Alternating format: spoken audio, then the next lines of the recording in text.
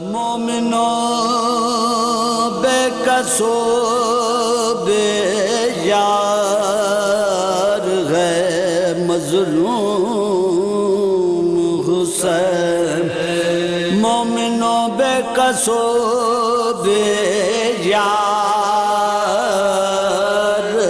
ہے مظلوم حسین۔ اعوذ باللہ من الشیطان الرجیم، بسم اللہ الرحمن الرحیم۔ پناہ مانگتا ہوں اللہ کی شیطان مردود سے، شروع کرتا ہوں اللہ کے نام سے جو بڑا مہربان اور مسلسل رحم کرنے والا ہے۔ قائم ٹی وی سے آپ کا میزبان اقبال حیدر ندیم آپ سے مخاطب ہے اور سلام عرض کرتا ہے۔ پروگرام حق کا سفر تاریخ کے آئینے میں آج اس سلسلے کا دوسرا پروگرام آپ کی خدمت پیش خدمت ہے۔ یقین حق کا حوالہ حسین کا سجدہ، حسین جیسے تھے ویسا حسین کا سجدہ، بسد غرور زمین سر اٹھا کے چلنے لگی جب آسمان پہ پھیلا حسین کا سجدہ۔ ناظرین کرام، اس پروگرام کے عنوان کے تحت آج ہم واقعہ کربلا کے مختلف پہلوؤں پر گفتگو کریں گے۔ ہمارے ساتھ شریک گفتگو ہیں اس ملک کے ممتاز عالم دین، خطیب ملت جعفریہ اور بے شمار کتابوں کے مصنف جناب علامہ سید رضی جعفر نقوی صاحب قبلہ۔ السلام علیکم۔ وعلیکم السلام جناب۔ مزاج علی؟ الحمدللہ۔ قبلہ، ہم نے پہلے جو پروگرام کیا تھا پچھلے دن، اس میں آپ نے جناب مسلم نقیل کے متعلق کچھ سلسلہ شروع کیا تھا۔ ہم اس سلسلے کو وہیں سے شروع کرتے ہیں کہ جناب مسلم نقیل کو شہید کرنے کے لیے 2 لشکر بھیج دیے تھے ابن زیاد نے، 500 کے، ان کو بھی انہوں نے پھر نار کر دیا تھا۔ اس کے بعد پھر کیا سلسلہ رہا؟ تو جب محسوس کیا لشکر کے کمانڈر نے یہ وہ جوان ہے جس کا ہم لوگ مقابلہ نہیں کر سکتے، یہ تنہا پورا لشکر پہ حاوی ہو جاتا ہے، علی کا بھتیجا بھی ہے اور علی کی شجاعت کا بھی پاسباں ہے۔ تو انہوں نے ایک فریب کیا کہ جس جگہ لڑائی ہو رہی تھی جی وہاں ایک گڑھا کھودا۔ اچھا، گڑھا کھودا اور اس کو پیال سے بھر دیا، اور پھر اس طرح سے مقابلہ شروع کیا کہ جناب مسلم اسی سے گزریں، مطلب ان کو گھیرتے ہوئے اس طرح سے لائے کہ وہ وہاں پر پہنچ جائیں۔ چنانچہ وہاں پہنچے تو وہ آپ اس کے اندر دیکھیں، پھر اوپر سے ان لوگوں نے اسلحے کے ذریعے ان کو زخمی کیا، پتھر مارنے شروع زخمی کیا۔ پھر وہاں سے جب زخمی ہو گئے تو وہاں سے ان کو نکالا اور پھر دارالعمارہ لے گئے۔ دارالعمارہ لے گئے اور وہاں پر انہوں نے جب پہنچے ہیں تو ابن زیاد نے کہا کہ آپ نے امیر کے حیثیت سلام نہیں کیا؟ کہا امیر بھی حسین، میرا امیر صرف حسین ابن علی۔ اس نے کہا اچھا سلام کرو یا نہیں کرو، شہید تو کیا جاؤ گے۔ پیاسے تھے، چونکہ انتہائی سخت مقابلہ تھا، پیاسے تھے، آپ نے پانی طلب کیا، پانی لایا گیا، مگر چونکہ دہن بھی زخمی ہو چکا تھا پانی پی نہیں سکے، وہ پھینک دیا، دوبارہ پانی آیا، پھر بھی خون بہہ گیا، پھر تیسرے دفعہ پانی لایا گیا، خون بہہ گیا۔ اب ان کا کہ نہیں میں پانی نہیں پی سکتا۔ گویا قدرت کا اشارہ تھا کہ جس امام کے نمائندے ہو وہی پیاسا شہید ہوگا تو سفیر کو بھی پیاسا شہید ہوگا۔ چنانچہ دارالعمارہ کو لے جایا گیا، سر قلم کیا گیا، لاش کو گلیوں میں پھینک دیا گیا۔ جب شہید ہونے لگے ہیں، یعنی جلاد قتل کرنے والا تھا، تو اس امام کو آپ نے سلام کیا تھا، السلام علیکم یا ابا عبداللہ۔ اور اسی لیے امام حسین اس وقت تنعیم پہنچ چکے تھے، تنعیم سے آپ نے جواب دیا تھا وعلیکم السلام۔ تو جناب مسلم کو روانہ کرنے کے بعد امام مکہ ہی میں رہے اور دیکھتے رہے کہ مسلم کا جواب کیا آتا ہے، یہاں تک کہ شوال ذیقعد گزرا، ذی الحجہ کا مہینہ آیا تو امام نے حج کے لیے احرام بھی باندھا۔ مگر جب امام کو اطلاع ملی کہ شام کی طرف سے کچھ حاجیوں کو، کچھ قاتلوں کو حاجیوں کے لباس بھیجا گیا، اس ہدایت کے ساتھ کہ امام حرم میں ہوں تو شہید کر دینا، طواف کر رہے ہو تو شہید کر دینا، صفا مروہ کی طرح صحیح کر رہے ہو تو شہید کر دینا، جہاں موقع اس کی حرمت کا بھی خیال نہیں کیا، کچھ نہیں، مکے کا بھی جہاں بھی ان کو پاؤ شہید کر دینا۔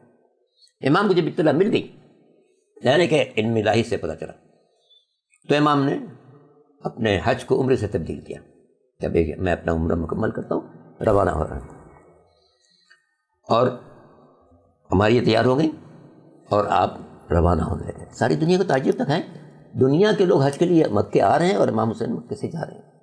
ابن عباس آئے، کہا کہ فرزند رسول آپ کہاں جائیں؟ فرمایا میں نے خواب میں نانا کو دیکھا ہے جو حکم دے رہے کہ کربلا تمہارا انتظار کر رہی ہے۔ فرمایا پھر انہوں نے کہا پھر بال بچوں کو نہ لے جائیں؟ فرمایا کہ نہیں، نانا نے یہ بھی کہا ہے کہ اللہ تمہارا خون چاہتا ہے اور تمہاری بہنوں کی قید و بند چاہتا ہے، یراہن اسارا، چاہتا ہے کہ ان کو قید میں دیکھیں، چونکہ مقصد حسینی کی تشہیر کرنے والی جناب زینب، ام کلثوم اور خاندان کی بیویاں تھیں، اسے ان کی جانا ضروری تھا۔ چنانچہ امام حسین روانہ ہوئے، 9 تاریخ کو تنعیم پہنچے ہیں۔ تنعیم چونکہ آپ جانتے ہیں کہ اس زمانے میں نہ یہ سڑکیں تھیں، نہ یہ وسائل تھے سفر کے، اونٹوں پر یا گھوڑوں پر سفر ہوتا تھا۔ جگہیں کچھ معین ہیں، ہر 25 میل کے بعد ایک جگہ معین تھی جہاں پر پانی دستیاب ہو، رہائش کی جگہ دستیاب ہو، لوگ ٹھہر سکیں، آرام کر سکیں، کھانا پینا ہو سکے۔ اس لیے امام مظلوم جب مکے سے چلے ہیں تو کربلا پہنچنے تک کوئی 20-22 جگہوں پر آپ نے قیام کیا ہے، 22 جگہ پر قیام کیا۔ قیام میں ظاہر ہے کہ دونوں باتیں ہیں، ایک تو ظاہر ہے کہ جو مسافر ہیں ان کو پانی کی بھی طلب ہوگی، واش روم کی طلب ہوگی، کھانے پینے کی طلب ہوگی، کچھ آرام کی طلب۔ اس کے ساتھ امام کے پیش نظر یہ تھا کہ میں جو جا رہا ہوں دنیا کو پتہ چلے میں کیوں جا رہا ہوں۔ اچھا، بالکل صحیح بات ہے۔ چنانچہ جہاں ٹھہرتے تھے وہاں نماز پڑھاتے تھے، خطبہ دیتے تھے کہ دیکھو نانا کے دین پہ ایسا وقت آ چکا ہے کہ نواسہ مدینہ چھوڑ کر روانہ ہو چکا ہے، صحرا و بیابان کا سفر کر رہا ہے۔ جو لوگ امام کے ساتھ شامل ہونا چاہتے تھے امام ان پر واضح کر دیتے تھے کہ دیکھو میں کوئی دنیا میں جاہو حشم کے لیے نہیں جا رہا ہوں، حکومت اقتدار کے لیے نہیں جا رہا ہوں، سر کٹانے جا رہا ہوں۔ دین الہی کو اس وقت میرے سر کی ضرورت ہے، جو سر کٹانے پہ آمدہ ہو وہ میرے ساتھ ہے۔ چنانچہ لوگ چھٹ جاتے تھے، ایک آدھ جو مخلصین تھے وہ امام کے ساتھ ہو جاتے تھے۔ اس امام چلے تھے تو کنبے کے ساتھ، مگر قافلہ رفتہ رفتہ بڑھتا چلا گیا۔ مختلف مقامات پر امام ٹھہرے ہیں۔ اب ظاہر ہے کہ امام جب چلتے تھے تو ہر جگہ ٹھہرتے تھے، نماز کے لیے، استراحت کے لیے، خطبہ دینے کے لیے، اپنے مقصد کی تشہیر کے لیے۔ اسی زمانے میں جناب زہیر ابن قین کوفہ کے رہنے والے تھے، حج کے لیے تشریف لائے تھے۔ حج سے فارغ ہو کے جب چلے تو انہوں نے دیکھا کہ ان مقامات پر کوئی بڑا قافلہ ٹھہرتا ہے اور چلا جاتا ہے۔ لوگوں سے پوچھے یہ کون لوگ ہیں؟ بتایا گیا نواس رسول ہے۔ چونکہ اس وقت تک وہ عثمانی تھے، اہل بیت سے کوئی تعلق نہیں تھا ان کا، اسے اپنا خیمہ دور لگاتے تھے کہ امام کی نگاہ نہ پڑے مجھ پر۔ ایک جگہ ایسی آئی، منزل شراف ہے یا کوئی اور ہے، جہاں پر امام کا خیمہ لگا تھا، تھوڑے فاصلے پر زہیر نے اپنا خیمہ لگایا۔ امام ان کا دل پہچانتے تھے کہ ظاہر اور ہے، اس کے دل میں ایک روشنی ہے۔ امام نے اپنا نمائندہ بھیجا، جاؤ زہیر کو بلا کے لے آؤ۔ اب جب زہیر کے پاس یہ پیغام پہنچا کہ نواس رسول بلا رہا ہے، انہوں نے ایک اعزاز سمجھا کہ میں نواس رسول بلا رہا ہے تو یہ کیسے ہو سکتا، انکار کر دوں۔ چنانچہ آئے، امام نے ان پر واضح کیا کہ دیکھو میں نکلا ہوں، دین کی بقا کے لیے خون کی ضرورت ہے۔ اللہ نے چاہا ہے کہ میرا خون بہے، میرے گھر والے اسیر ہو، تاکہ دین کا پیغام دنیا پر پہنچے کہ کون حاکم ہے جس نے رسول کے خاندان کے ساتھ ایسا کیا۔ تو ایسے مؤثر انداز سے آپ نے اپنے مقصد کو واضح کیا کہ زہیر پورے طور پر مطمئن ہوئے، اپنے خیمے میں گئے، جو ان کے ساتھ گھر والے تھے یا خادم تھے ان سب سے کہا کہ تم لوگ جاؤ، میں حسین کے ساتھ ہوں، میں حسین کے ساتھ ہوں۔ یہ وہ زہیر ہیں کہ جو عاشور کے دن جب امام کے ساتھیوں نے جا کے دشمن سے کہا کہ بھئی اتنا وقفہ دیتا ہوں کہ نواز رسول ظہر کی نماز پڑھ لیں. ان لوگوں نے وقفہ نہیں دیا. تو امام کے آگے 2 آدمی کھڑے ہوئے, ایک سعید ایک زہیر ابن قین. جذبہ یہ تھا کہ امام کی طرف کوئی تیر بھی آ رہا ہوگا تو ہم امام تک نہیں پہنچنے دیں گے, اپنے سینے پہ لیں گے. چنانچہ تاریخ یہ لکھتی ہے کہ جب دشمن کی طرف تیر آتا تھا تو کبھی سعید آگے بڑھتے تھے اپنے سینے پر لیتے تھے, اور کبھی زہیر قین آگے بڑھتے تھے اپنے سینے پر لیتے تھے. یہ غیر معمولی ساتھ انسان کی فطرت کے خلاف بات ہے, فطرت کے خلاف ہے. اگر کوئی تیر آ رہا تو انسان پیچھے بھاگتا ہے, آدمی تھوڑا بچتا ہے, اس سے لگ نہ جائے. اور یہاں تیر آ رہا دوڑ کے سینے اپنے سینہ پیش کرتے ہیں. یہ الفت ہے, یہ جان ساری ہے. اسی لیے امام حشتم حضرت علی رضا علیہ السلام فرماتے ہیں کہ کربلا میں میرے جد امام حسین نے ایسے نگینوں کو جمع کیا تھا کہ وہ زمین پر ان کی کوئی مثال نہیں ہے.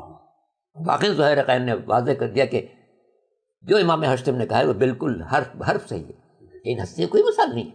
ہم کہاں ایسے تلاش کرتے ہیں کہ یہاں تیر آیا انسان آگے بڑھ کے سینے پر اس کو قبول کرے کہ میرے امام تک کوئی تیر نہ پہنچنے پائے.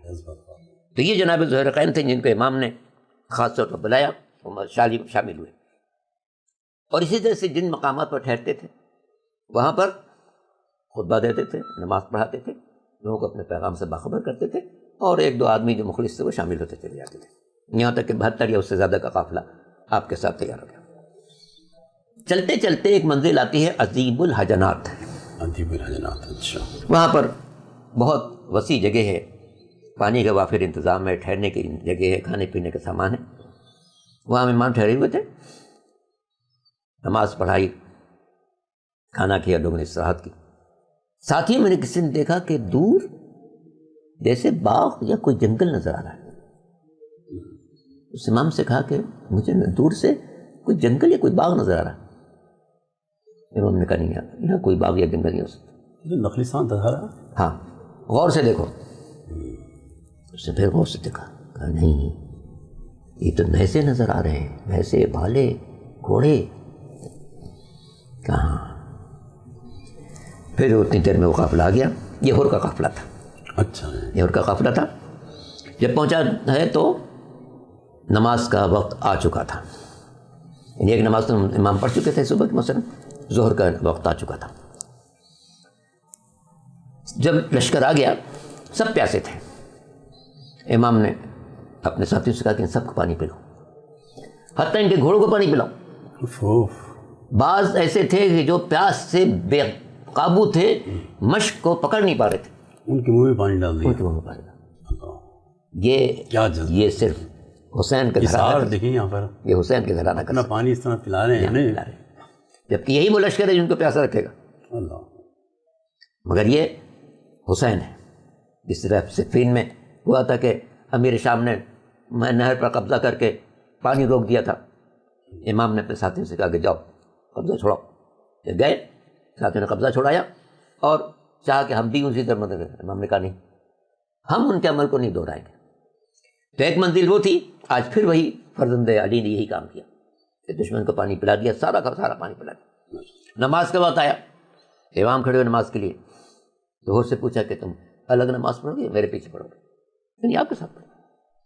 اس سے اندازہ ہوتا ہے کہ ہور کے دل میں ایک محبت تھی. حاکم کے حکم سے مجبور تھا لیکن ایک محبت تھی. وقت ایک بریک کا, ملتے ہیں ایک وقت کے بعد. بے کسو بے یار ہے مظلوم حسین, مومنو بے کسو بے یار ہے مظلوم حسین. جی ناظرین خوش آمدید. جی قبلہ, آپ ارشاد ہمارے حضرت حر کے بارے میں. جناب حر جب پہنچے ہیں تو امام نماز کے لیے کھڑے ہوئے تو امام نے کہا کہ تم الگ نماز پڑھو گے, میرے ساتھ پڑھو گے؟ نہیں, آپ کے ساتھ نماز پڑھو. یہ خود ایک علامت تھی کہ ایک روشنی دل میں ہے, دل میں پیدا ہوئی تھی. دل میں ہے. جو مکالمہ ہوا حسین امام کا حر سے, اس میں بھی ایک جملہ ہے جیسے حر کا تعلق کوفے سے تھا, شاید کوفے سے تھا. کوفے کا ایک بہادر انسان تھا اور بڑے لشکر کا سردار تھا. اس کے ساتھ 1000 افراد تھے. 1000. امام نے کہا, امام کے ساتھیوں نے کہا بھی تھا کہ 1000 کا لشکر ہے, ہم اس سے مقابلہ کرتے ہیں. امام نے کہا نہیں, میں پہل نہیں کر سکتا ہوں. انہوں نے کہا مولا یہ 1000 کا لشکر ان کو فنا کر دینا آسان ہے, بعد میں بہت لشکر آئے گا. ہم ابتدا نہیں کر سکتے۔ چنانچہ ہو رہا ہے اس نے، جو امام جب آپ چلیں گے مکے سے تو ایک ہی راستہ ہے جو کربلا اور کوفہ جاتا ہے۔ امام کا سفر اسی شاہراہ پر تھا جو کوفے کی طرف جاتا ہے، جو کوفہ جا رہا تھا۔ جب کوفے کی طرف جاتا ہے۔ جب بھور کا لشکر آیا اس نے کہا کہ مجھے حکم یہ دیا کہ آپ کو کوفے کی طرف نہ جانے دوں، آپ سے جنگ کرنے کا کوئی حکم نہیں دیا گیا ہے، یہ حکم دیا کہ آپ کو کوفے کی طرف نہ جانا۔ پھر امام نے اپنا راستہ موڑا اور چلے کربلا کی طرف۔ اچھا، کوفے اس لیے جانا چاہ رہے تھے کہ ان کو حدود ملی تھے کہ جی اور ان لوگوں کو بتانا بھی تھا کہ بھئی میں آ گیا ہوں تمہارے مطالبے حجت تمام کرنے کے لیے حجت تمام کے لیے۔ تو اس لیے جب اس نے کہا کہ نہیں آپ کوفے نہیں جا سکتے تو امام نے رخ موڑ لیا۔ معلوم تھا کہ جانا تو کربلا ہے، بے شک لیکن اتمام حجت کے لیے وہاں جانا چاہتے تھے۔ اب شروع ہو گیا سفر کربلا کی طرف، اور دوسری محرم کا امام عالی مقام کربلا پہنچ گئے۔ کربلا پہنچ گئے اور کربلا پہنچنے کے بعد سب سے پہلا کام جو کیا ہے، دریافت کیا کہ زمین کس کی ہے۔ بتایا گیا یہ خاندان بنی اسد کی زمین۔ آپ نے مالکان کو بلایا، کہا میں نواز رسول ہوں، حسین میرا نام ہے، یہ میرے خاندان کے لوگ ہیں، ہم یہ زمین خریدنا چاہتے ہیں۔ جو قیمت طے ہوئی، ایک بڑا حصہ امام نے زیادہ قیمت دے کے خریدا، چونکہ نہیں چاہتے تھے کہ میرا خون اجنبی زمین پر بہے، اپنی زمین ہونی چاہیے، اپنی زمین میں بہے، دفن ہو اپنی زمین میں دفن ہو، خون بہے اپنی زمین میں رہے۔ چنانچہ آپ نے 60,000 دینار میں وہ زمین خریدی، 60,000 دینار، جو آج کے حساب سے بلین میں تھے، بے شک جا بلین میں خریدا۔ انہوں نے سے کہا دیکھو یہ زمین ہم تم سے خرید رہے ہیں، ہم یہاں پر قتل ہونے کے لیے آئے ہیں، اچھا یہ واضح کر دیا انہوں نے۔ ہم یہاں پر قتل ہونے آئے ہیں، یہاں ہمارے مزار بنیں گے، دنیا سے لوگ زیارت کے لیے آئیں گے، جب ہمارا کوئی زائر آئے تو 3 دن اس کی ضیافت کرنا، 3 دن اس کی ضیافت کرنا، بس یہ تم سے فرمائش ہے۔ اچھا، قبیلہ بنی اسد جو تھا یہ اہل بیت کا اہل بیت کے محب لوگوں میں سے تھے۔ تو اب یہ گویا ایک اشارہ یہ بھی تھا کہ ہم 3 دن بھوکے پیاسے رہیں گے، ہمارا ظاہر ہے اس کو 3 دن مہمان رکھنا، اس میں واضح ہے کہ جس امام نے 3 دن بھوک پیاس برداشت کی ہے اس نے ہمارے لیے یہ انتظام کر کے رکھا ہے کہ کوئی ظاہر آئے تو اسے 3 دن ضیافت کی جائے، کھلایا جائے، پلایا جائے، رکھا جائے، آرام دیا جائے۔ اس کے بعد پھر آپ نے جب زمین خرید لی، اب کہا کہ خیمے نصب کرو۔ تو نہر فرات ایک بہت بڑی نہر ہے، اس سے ایک چھوٹی نہر نکلتی ہے، نہر القمہ۔ نہر القمہ کربلا سے گزرتی ہے، تو امام نے القمہ کے کنارے اپنے خیمے نصب کرا دیے تاکہ پانی سے قریب رہیں گے تو سہولت رہے گی۔ دوسری تاریخ کو پہنچے تھے، خیمے نصب ہو گئے، ہم نے 3 محرم کو ان خیموں میں زندگی بسر کی۔ 4 محرم کو عمر سعد کا قافلہ پہنچا ہے، کم از کم 4,000 لشکر کے ساتھ، 4,000، یا اس سے زیادہ بھی بعض مورخین نے 22 سال بھی لکھا میں نے دیکھا کہ یا مختلف آئے ہیں۔ تو یہ کم سے کم 4,000 اور زیادہ بڑی تعداد جیسے آپ نے ذکر کیا۔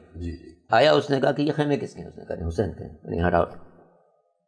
تو عمر صاحب نے اپنے آپ ہی فیصلہ کر لیا اس کا کہ اس کو ہٹا دیا جائے؟ ہاں، کیا اوپر سے ابن زیاد نے اس کو کیا بھیا ہوگا؟ ممکن ہے کہ ابن زیادی نے یہ حکم دیا ہو، ایما پر کہا ہوگا اس نے، اس نے ایما پر کہا ہوگا کہ بھائی خیمہ کو یہاں سے ہٹاؤ۔ اب امام کے ساتھیوں کو چلا لیا کہ یہ کیسے ہو سکتا ہے، امام کا خیمہ ہٹا دیا جائے۔ حسین ابن عباس دلاور ان کے لیے برداشت کی بات نہیں تھی، یہ کیسے ہو سکتا ہے کہ امام کا خیمہ ہٹا دیا جائے۔